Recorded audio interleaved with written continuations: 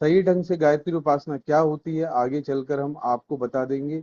जो हमने की, जिस ढंग से हमने गायत्री उपासना की है, हमारे ज्ञान हमारे कर्म दोनों ही गायत्री का समावेश हुआ है। परिणाम क्या हुआ, जो लाभ हम बता चुके हैं अभी, और इसे पूरा करते हैं कैसे।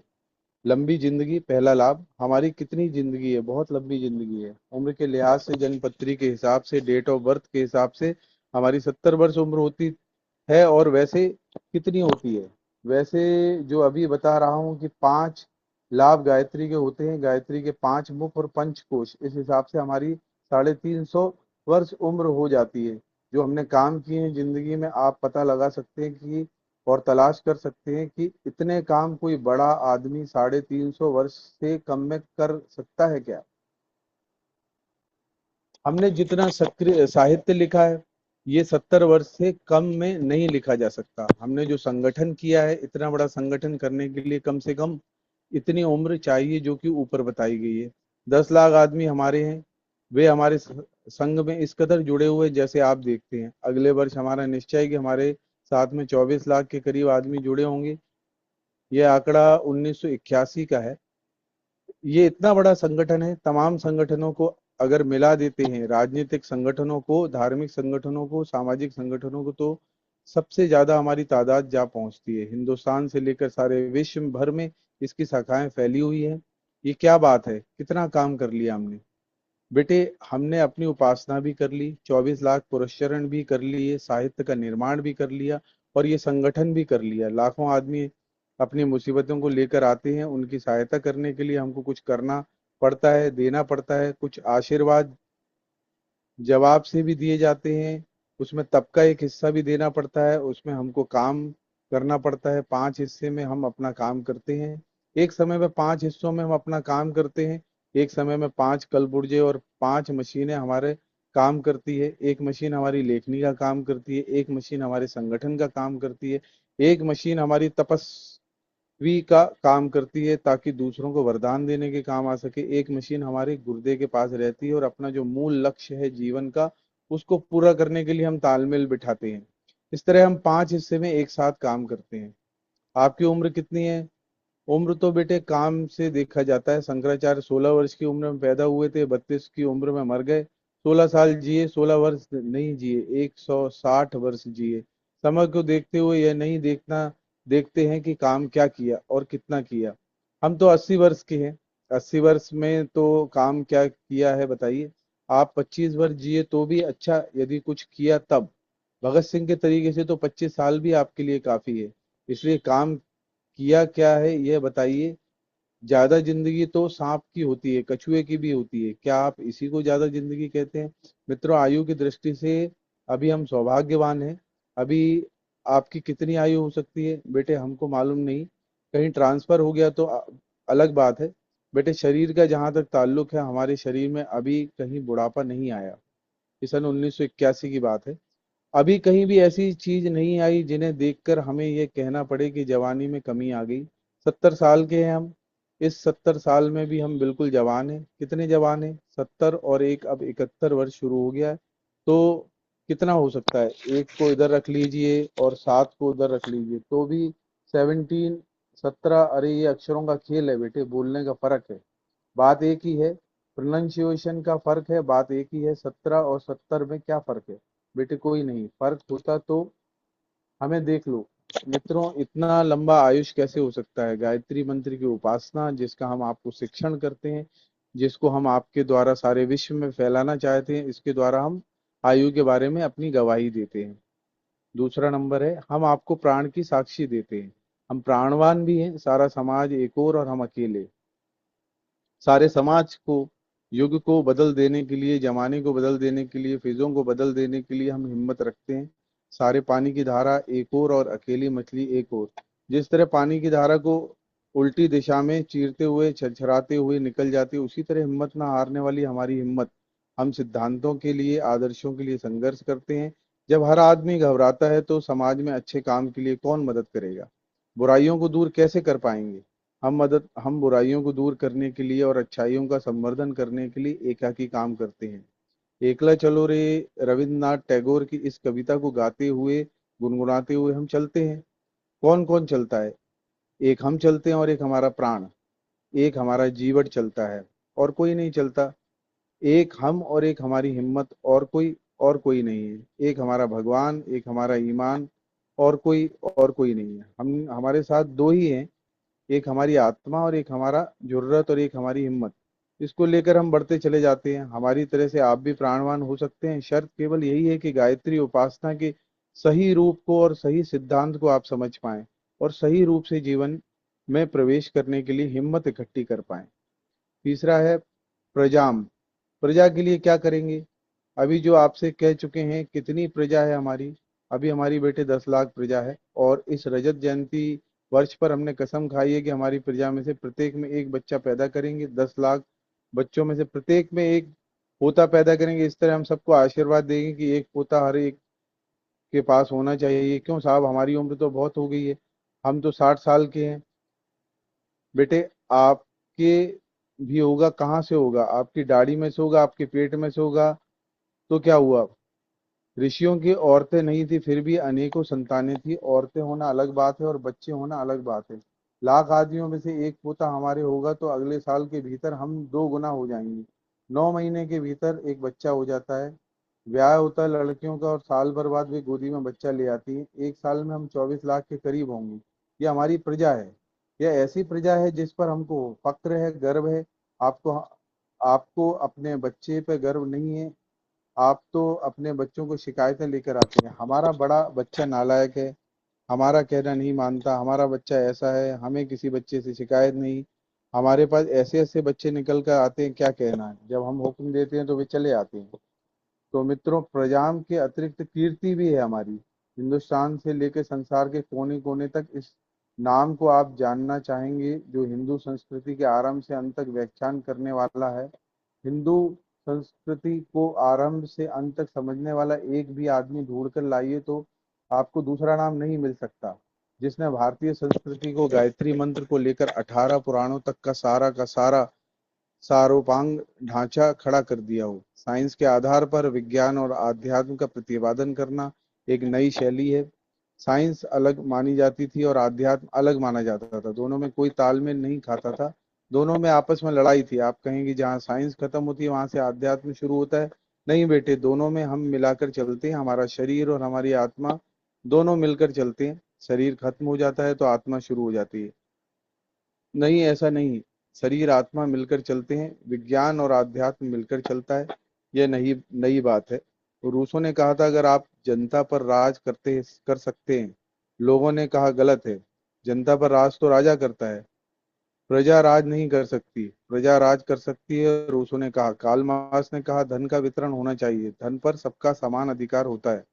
और हमने कहा, भौतिक विज्ञान और आध्यात्म दोनों ही जो तत्व हैं, ये आपस में मिलकर रहने चाहिए। आपस में दोनों को समन्वित होना चाहिए। वे समन्वित हैं भी। यह प्रतिपादन अब तक हम करते रहे हैं। अखंड ज्योति के द्वारा आपने पढ़ा भी है। अब हम और भी बड़े कदम उठाते हैं। आप देखेंगे कि थोड़े दिनों बाद, हमारे मरने के बाद या हमारी जिंदगी में, लोग ये कहेंगे कि ऐसी शुरुआत का एक आदमी ने की कि विज्ञान के आधार पर जिसको आध्यात्मिकता को प्रतिपादन करने के लिए आवश्यक नहीं माना जाता था, उसको फिलॉसफी कहते हैं, लॉजिक भी कहते हैं। यह भी विज्ञान का एक अंश है। इसके आधार पर आध्यात्म का प्रतिपादन करने के लिए कीर्ति के हिसाब से शायद दुनिया हमारा ख्याल रखेगी। पैसे के हिसाब से भी आपको मालूम ही है, आप देखते ही हैं। आप लोग चौके में भोजन करने जाते हैं, हजारों आदमी नित्य भोजन करते हैं। फिर दूसरा दिन आता है जब आप लोग चाय पीते हैं, हजारों आदमी दोनों टाइम भोजन करते हैं। ये कहाँ से आता है बेटे? हम नहीं जानते। नहीं, आपको कोई पैसा देता है, कोई सेठ साहूकार देते हैं? एक आध तो बताओ, हम सेठ साहूकार हैं, हम आपको दे जाते हैं। खाने पैसे खाने के पैसे भी 3/4 मुश्किल से आप पाते हैं। कहाँ से आ जाता है? हम नहीं जानते। कहाँ से गायत्री तपोभूमि बनाई, इसमें 10 लाख रुपए लगाए। शांति कुंज बनाया, इसमें भी और अधिक रुपए लगाए। ब्रह्म वर्चस्व बनाया, 10 लाख रुपए लग गया। गायत्री भवन बनाने वाले हैं, कितना रुपया लगेगा मालूम नहीं बेटे। कितना रुपया लगेगा, हिसाब मत फैलाइए। कहाँ से आता है? द्रविड़म। द्रविड़म भी है। गांधी जी के पास भी करोड़ों रुपए आते थे, हमारे पास भी आएगा। कहाँ से आएगा हम नहीं जानते। कहीं से आएगा, पर आएगा जरूर। आपका कमाया हुआ नहीं। नहीं, हमारा कमाया हुआ नहीं। लोगों का दिया हुआ है। लोगों का दिया हुआ भी हो सकता है, फिर कहाँ से आता है हम नहीं जानते बेटे, कहाँ से आता है। इसी को तो मैं आपसे कहता हूँ द्रविड़म, अर्थात भगवान का दिया हुआ धन। ब्रह्म वर्चस्व कैसे होता है? वैसे ही जैसे इमारत आपने देखी है, जब आप जाते हैं टहलने, यही ब्रह्म वर्चस्व है। नहीं बेटे, ये ब्रह्म वर्चस्व तो इमारत है। ब्रह्म वर्चस्व और होता है, कैसा होता है? हमारे मुंह से सुनने की अपेक्षा आप अंदाजा लगाइए कि ब्रह्म वर्चस्व कैसा हो सकता है, ब्रह्म तेज कैसा हो सकता है, ब्राह्मण कैसा हो सकता है, ब्राह्मण का व्यक्तित्व कैसा हो सकता है, ये आप अंदाजा लगाइए। हम इस अंदाज को खत्म करते हैं और यह कहते हैं कि आप हमें देख लें। गायत्री मंत्र जिसका हम आपको शिक्षण करते हैं, गायत्री मंत्र जिसकी हमने जीवन भर उपासना की है, गायत्री मंत्र जिसका विस्तार हम सारे संसार में करना चाहते हैं, वह उन सारे के सारे सामर्थ्यों से भरा हुआ है जो व्यक्ति की भौतिक एवं आध्यात्मिक दोनों सफलताओं का द्वार खोलने में समर्थ है। यह है कि गायत्री मंत्र की सामर्थ्य आज के लिए इतना ही। परम पूज्य गुरुदेव की जय। तो ये आज हमने गायत्री महामंत्र की अद्भुत सामर्थ्य से गुरुदेव ने अपने जीवन में कैसे उसको अपने जीवन की जीवनी के आधार पर बताया कि जो हमारे 7 लाभ जो हम गायत्री मंत्र से पढ़ते हैं, या हम गायत्री मंत्र की जो महिमा का जाप करते हैं, उसके द्वारा हम जानते हैं उसे अपने जीवन में गुरुदेव ने कैसे कमाया। उन्होंने अपनी जीवनी से भी बताया, जिससे कि सभी लोगों को उस पर पूरा विश्वास हो। और जो स्तुता मया वरदा वेद माता प्रचोदयंतम पावमामि द्विजानाम वाला जो गायत्री महिमा का मंत्र है, उसमें जो भी 7 लाभ दिए थे उसके अनुसार बताया। तो आज का स्वाध्याय सत्र हम यही विराम देते हैं। तो मैं सभी भाइयों को अनम्यूट कर देता हूँ। अगर किसी को कोई विचार रखना है या कल के लिए कोई अगर स्वाध्याय करने में रुचि रखे और बता सकता है तो आज वो बता दे। जी भाई साहब प्रणाम। आज इसका जी स्वाध्याय बहुत गहराई से आपने उसको स्पर्श किया, और निश्चित रूप से हमारे जो भाई अभी इवनिंग में जुड़े हुए हैं, ये सारे सुबह नहीं दिखते हैं। तो मैंने भाई साहब खुद अपना अनुभव बता रहा हूँ। अभी कुछ 15 दिन से मैं नियमित हूँ, तो बहुत ऊर्जा मिल रही है। तो निवेदन यही है कि हम सभी भाई अगर मॉर्निंग सेशन और इवनिंग सेशन दोनों अगर अटेंड करेंगे ना, तो और ऊर्जा आयुर्वेद के विचार, उनका अनुदान वरदान हम सबको मिलेगा। और कल के लिए अगर कोई ना बोले तो हम स्वाध्याय करने के लिए तैयार रहेंगे। जी। तो कल आप एक बार हाँ। शाम के समय 6 बजे तक कौन सा आपका मतलब विषय है या कहाँ से आप पढ़ेंगे, थोड़ा बता देंगे तो हम सबको उसमें मैसेज में डाल देंगे। जी जी जी, ठीक है। और कोई भाई बहन अगर कुछ विचार रखना चाहे, नहीं तो कमलेश भाई से निवेदन है कि हमारे साथ शांति पाठ करने में सहयोग करें। और ये सारे जो भी हम अभी स्वाध्याय कर रहे हैं, ये आपको हमारे YouTube चैनल पे भी मिल जाएगा। ये सिर्फ इसके लिए है कि अगर जैसे आपने स्वाध्याय किया हमारे साथ और कुछ पुस्तक में या कहीं कुछ ऐसी चीज है जहां आपको जुड़ने में मदद मिलेगी और आपको दोबारा रिकॉल करना है उसे, तो आप बड़े आराम से हमारे गायत्री परिवार डिजिटल गायत्री परिवार सागर की YouTube चैनल पे इससे प्राप्त कर सकते हैं, उसे सुन सकते हैं। और उसका पुस्तक का विवरण भी अगर ये सारी जो पुस्तकें हम इसमें पढ़ते हैं ये सारी की सारी ऑनलाइन अवेलेबल है। हमारे 2 वेबसाइट है, एक तो AWGP लिटरेचर जो वेबसाइट है शांति कुंज की, और एक विचार क्रांति अभियान लिटरेचर या लाइब्रेरी के नाम से एक और वेबसाइट है। उन दोनों पे मिल जाते हैं।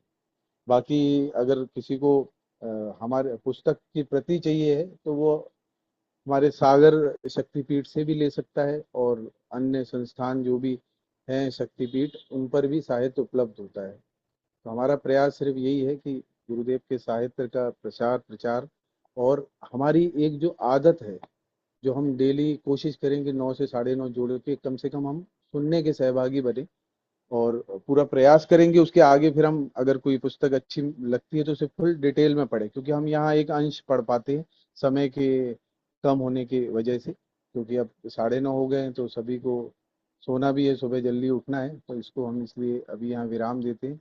कमलेश भैया, अगर आप अनम्यूट कर सकते हैं तो हम शांति पाठ करते हैं। जी भाई साहब, शांति पाठ करिए। ओम ध्यो ओम द्यौ शांति शांति अंतरिक्षगुं अंतरिक्षे ओम शांति शांति पृथ्वी पृथिवी शांतिरापः शांतिरापः शांतिरोषधयः शांतिरोषधयः शांतिः शांतिर्विश्वे वनस्पतयः शांतिर्विश्वे शान्तिर्देवाः शान्तिः ब्रह्म शांति ब्रह्म शान्तिः शांति सर्वगुं सर्वगम शान्तिः शांति शांति शान्तिरेव शान्ति शांति सामा सामा शान्तिरेधि शांति ओम ॐ शान्ति शांति शान्ति शांति शान्तिः शांति सर्वा सर्वा सृष्टि शान्तिर्भवतु। शांतिर्भवतु। सभी को प्रणाम, शुभ रात्रि। सभी को प्रणाम, शुभ रात्रि। शुभ रात्रि।